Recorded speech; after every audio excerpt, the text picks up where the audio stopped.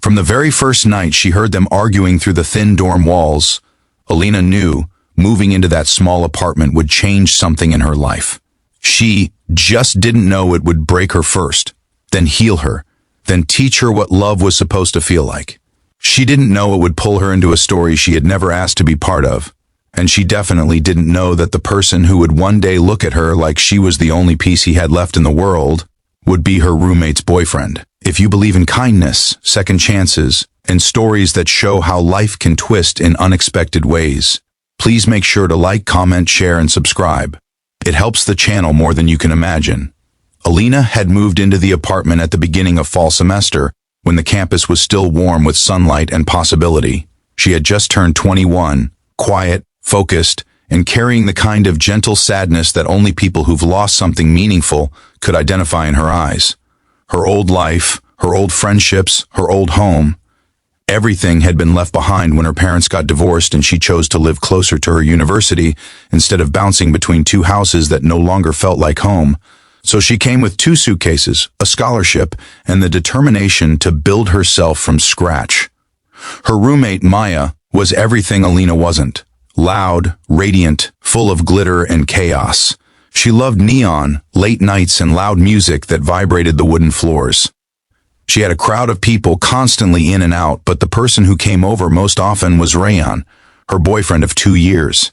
He was the quiet opposite of Maya. Calm where she was wild, observant where she was careless, and somehow their differences seemed to work. At least from the outside. The first time Alina saw him, he was helping Maya bring groceries upstairs.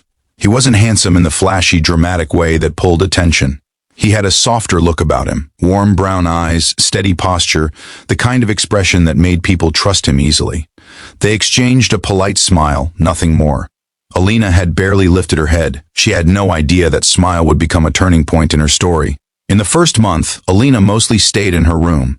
She studied, worked part-time at the campus library, and tried to ignore the turbulence that repeatedly erupted between Maya and Rayan. Their relationship wasn't violent or cruel. It was simply tired. They fought over the same things.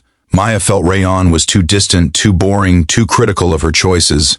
Rayan felt Maya was too unpredictable, too careless, too uninterested in the quiet life he longed for. They were holding on to the idea of each other rather than the reality.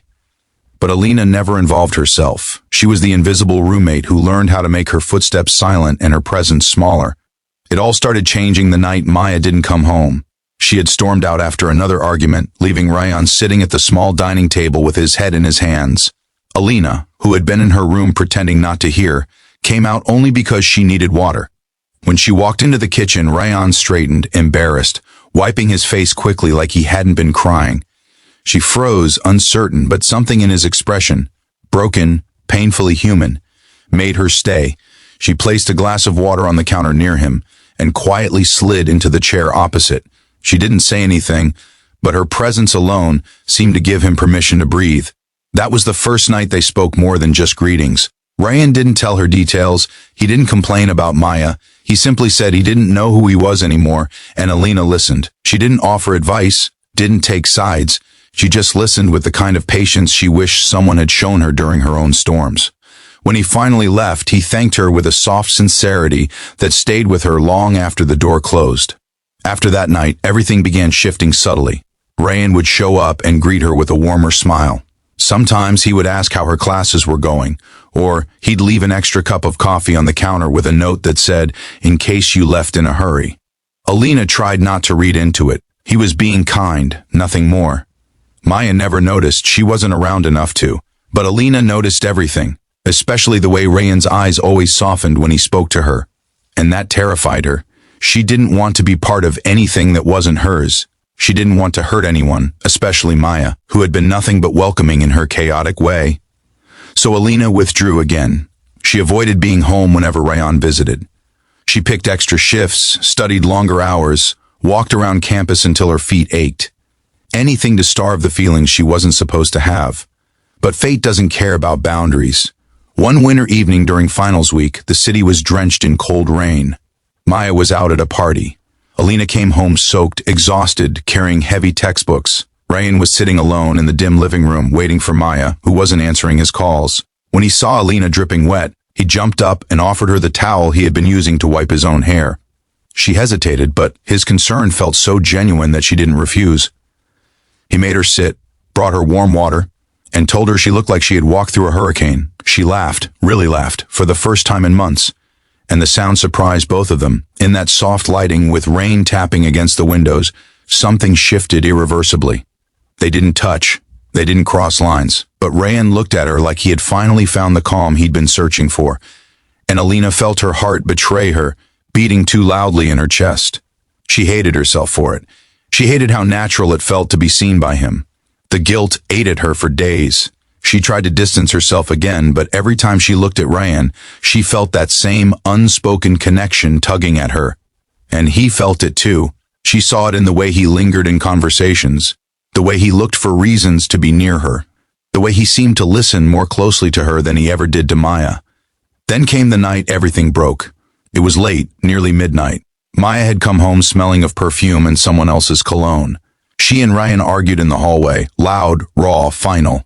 Alina stayed locked in her room, heart pounding. Then she heard Maya accuse him of being emotionally checked out and probably into someone else anyway, followed by the sound of a door slamming and Maya walking out.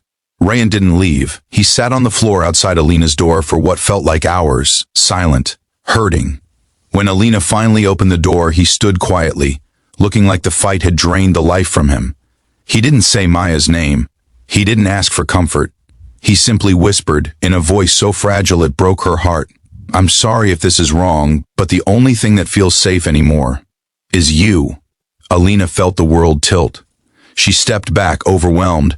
She told him to breathe, to give himself time, to not say things he might regret. She waited until he calmed down. Then she walked him outside and told him to go home and rest. That night she cried, out of guilt, out of confusion, out of the painful truth she no longer wanted to admit. She cared for him, deeply. During the following days, Maya moved out. The breakup was official, their apartment fell silent, and Rayan stopped coming altogether. Alina didn't blame him. He needed space to rebuild. But peace didn't feel like peace anymore. It felt like emptiness. Weeks passed with no contact. Alina poured herself into her studies, into volunteer work, into anything that kept her away from the echo of his absence. She kept telling herself she wasn't supposed to miss him. One afternoon in early spring, as campus bloomed with new life, Alina was sitting alone on a bench with her notebook. When she heard footsteps she instantly recognized Rayan. He looked healthier, calmer, as if he had spent the last weeks learning how to breathe again. He sat beside her, leaving a respectful gap.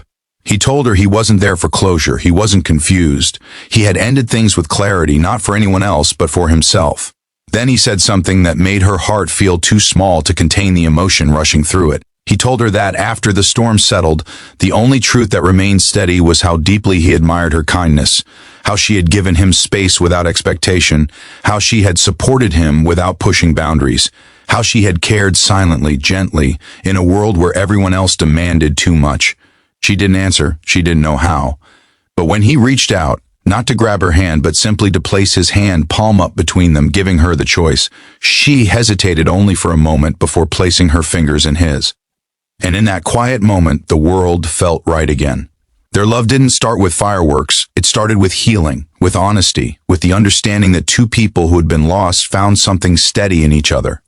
If this story touched your heart even a little, please like, comment, share, and subscribe. Your engagement helps this channel grow and lets us bring more stories to life. Before we end, I'd love for you to comment below. Do you believe everything happens for a reason, or do we create our own fate? And with that, their story, unexpected, complicated, but beautifully real, finally found its beginning.